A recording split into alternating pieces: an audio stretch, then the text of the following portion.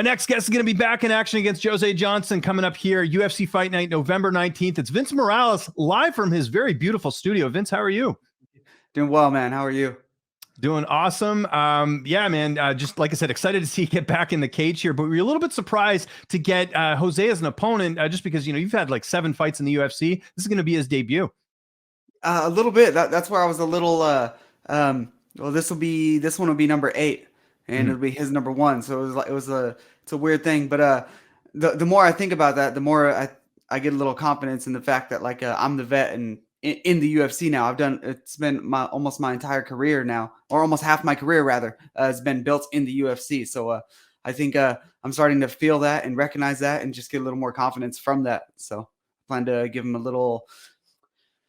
I don't want to say rude because I've trained with him before. He's a buddy, but yeah, I plan to throw a good welcoming party for him. So when did you guys train together? Just to give some context here, because I imagine he came to Vegas. You didn't go to Texas, I wouldn't think. Actually, he went over to Portland. This was in the midst of all the COVID stuff. When my cousin Ricky Simone fought, I believe it was Ray Borg for his fight. Yeah, that was all in the middle of COVID stuff, and me and Jose both ended up going out there, and that's where we met, and we kind of hung out for a couple weeks and trained, and while everything was shut down, and then Ricky got his fight, and then I think I went back there and did a little bit of my camp for Gutierrez because I had 10 days, so I did like a week there maybe, and yeah, and then Jose was there for all that, and we got to meet and hang out and talk because he was actually staying with. He took over the room I was supposed to have at Ricky's, that bastard, but yeah, so we ended up playing video games and stuff after that for a few months. Yeah, that's so weird because then this sort of happened with the last opponent, I think, with Martinez, right? Because I don't know if you went to Factory X or something, but I know there was a little bit of history there, and another opponent that is with your same management group as well. So I know that's a little bit odd too, right? Yeah, there was Martinez. We'd only really talked and met after we both fought in the Sacramento card, so that one we were way more distant. Yeah. But with Smolka, I had met him through Ricky, so that was a little odd. And then there was another fight. Oh, my last fight on Front Street Fights before the Contender Series was Brendan Hempelman. He actually cornered me for my first fight, so I guess I'm no stranger to having to go in there and fight someone I consider kind of a friend. Yeah, no, weird circumstances. We haven't seen you since May. I imagine you wanted to fight sooner than this. What's sort of been the reason for the delay? I don't know. I've been bugging my manager ever since. That last fight didn't sit very well with me after the fact. So, yeah, I've been bugging. I've been in the gym training. I've basically been in camp for a month and a half before I got this fight. So I was just kind of trying to stay ready. I was really hoping to get on the MSG card because that one falls on my birthday. I missed it by a week, but I'll take it. One other thing I want to mention before this fight, I know Binyam is training with you guys, the guy from 90 Day Fiance. I know he won his fight on Friday, which, by the way, if he's watching this, congrats. But how did you know anything about him before he came to train at Syndicate? Just that there was going to be some guy from 90 Day Fiance there. And then one of my managers, Lance, was talking to me about him, saying he's going to be part of the team and yada, yada. And man, that guy is super athletic. He's so strong. It's crazy. Yeah, he's a great guy, though. I've been having him around, so it's been cool. Did your wife know who he was? Because I'm sure she probably watched that show, I would think, right? She does watch that show, actually. But no. She wasn't aware yet. I don't know. She must not be caught up. I don't know. Okay, yeah, no worries. I was just curious about that. Let's talk about Johnson. Obviously, 21 fight vet. What do you know about him? How do you feel like you match against him? Actually, 22 fight vet. My math was never my strong suit, so forgive me. Oh, I get it. I think we match up well. I think we both. I think everybody thinks we're both stand-up guys, and I think I'm a little more well-rounded than that. So we'll see. I think both of our last fights showed some kind of holes that I think we're both going to try to expose. And yeah, it's going to be about who can do what that night. It's a big camp at Syndicate. I know a variety of guys coming in and out of there. Who have been some of the main guys you've been working with, or who are you working with leading into this fight? Probably one of the main guys is Jay Perrin. He's been working with him on a regular basis. Ludwig, who's got a fight against Johnny Munoz coming up. I think that one's on the 5th. He's been in there. Prior to Merab leaving over to Abu Dhabi, he was there for a bit. He's been one of the main guys because he's somebody I think that brings the fight out of me even in the gym. So I've been trying to make sure that when he's around, I'm grabbing onto him.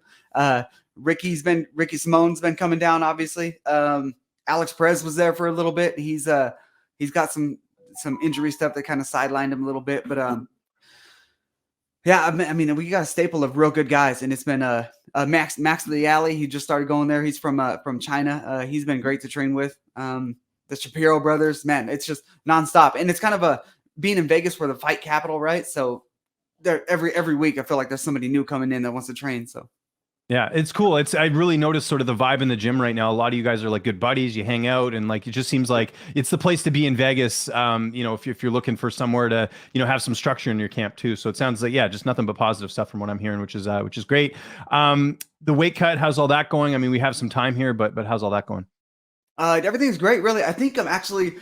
As soon as I cut out beer and chips, I dropped too much weight. Like my calories just plummeted. So weight was coming down too quick, and all these little weird nagging injuries popped up. And I was like, what the heck's happening? So I ended up I doubled up on my dinner calories for the half of last week, and my body's been feeling great. I'm sitting at I woke up today at 153, so I'm in a great spot.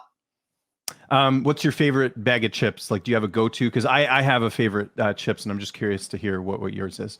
I'm a hot Cheetos guy. Pretty much anything flaming hot. Like I like the spicy stuff, so I'm always grabbing. But hot Cheetos, it's kind of a running joke with my family that anytime they see me, they got to bring a bag of hot Cheetos.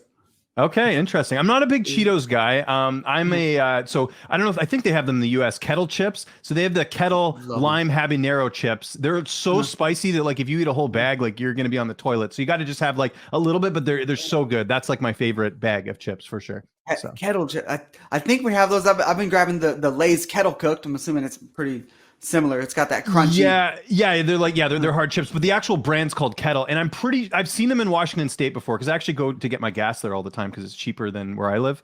So I know that they do have them, but maybe not in Vegas. So who knows? So I think I've seen them at Subway and stuff like that. Maybe, yeah, I want to say I've seen them. Yeah. Usually, if I'm getting those though, I'm getting the salt and vinegar. yeah. No, I understand for sure. Your corner, I imagine John Wood will be in there. Who else will be in the cage with you? We got John Wood. We got my fiance. Sheena's going to be in the corner. I always like having her there. She massages my head when I'm cutting weight. So thank you. And then we got Billy. He's our wrestling coach. And for the life of me, I cannot remember his last name. I was trying to look for him to send him a message. He's our wrestling coach. He's worked with Emil Meek in a few of those guys. He's great. He's been nice to have over at the gym. So we're bringing him in too. How's this fight unfolding on November 19th? I go in there. I immediately get in dude's face. I dictate what I want to do, and I get him out of there. Whether that be first or second round, I'm not going to be too picky and rush it. But 8 fights deep now. I really want to start showing my worth a little bit more. I think I've only shown these glimpses of greatness, I think, in some of my fights, and they're much more than glimpses in the way that I train. So I'm not going to let it. I'm not accepting anything less than something spectacular. I'm trying to remember your contract. Is this the last fight in your deal, or or did you sign a new contract recently? I was trying to remember that. I signed a new contract. For the when I tried to go to London to fight Wood. Oh, right. Okay. Gotcha. So you have a few more left then. So that's good. Yeah. Exactly. I don't know if they're going to, I think I got 2 more on this one. Okay. Hoping to do something spectacular and then do something spectacular and then get another contract because UFC is home to me. I ain't going anywhere. Yeah, no, for sure. Tell me about your podcast, man. You and Ricky Simone, your cousin. What have you guys been? What's the podcast about for people who have never seen it?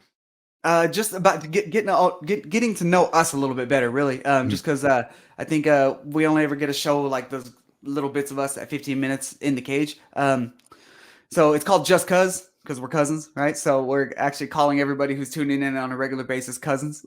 So, just because we talk about everything and anything, a lot of fight stuff, and then we've been swapping some stories. I think last week we talked about the one time me and his older brother got mugged at a pond when we were fishing by just little troublemakers. Yeah, so I don't know. We got some other stuff that we want to talk about this week. We're dropping them kind of weekly until we figure out exactly how we want to be doing it. But for now, I think we like it weekly. We're doing a little giveaway here pretty soon.